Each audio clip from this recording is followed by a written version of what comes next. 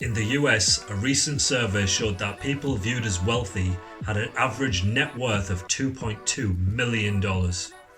Hi again. $2.2 million is a ridiculous amount of money. Yes, you'll get to have a Tesla. Yes, you'll get the big house on the hill.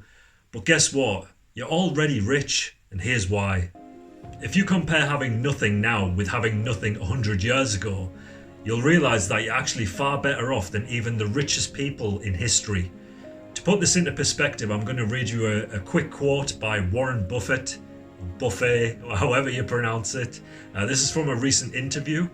He said, "The bottom 2% in terms of income in the United States all live better than John D. Rockefeller was living when I was 6 years old, and John D. Rockefeller was the richest man in the world."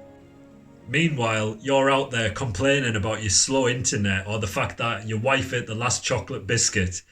Do you realise that 100 years ago we were at war? The entire world was at war. And even if you didn't go to war, you'd be lucky if the Spanish flu didn't get you 100 years ago. That killed 3% of the population. I think people need to realise that we have so much more than we give credit to. We need to be more grateful in life. This is a message that I'm trying to put out there a bit more lately. I'm trying to spread this message because I think it's really important and people have lost sight of it a bit. I think it's easy for people to say, oh, it was better back in the olden days. No, it wasn't. Things are better now. You just don't realise it, and probably your perspective has changed a little bit. You probably shouldn't be watching the news for a start. I've talked about this before in some of my videos.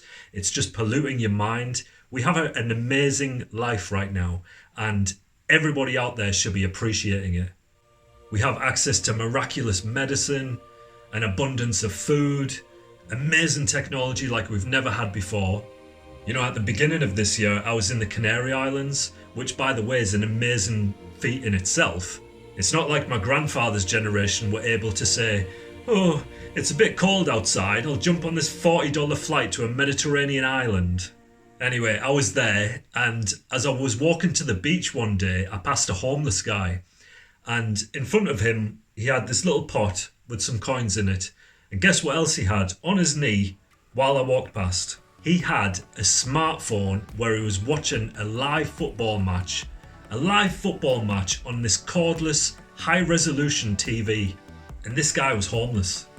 Even if I'd had that as a kid, I'd have been in possession of one of the greatest inventions of the modern world.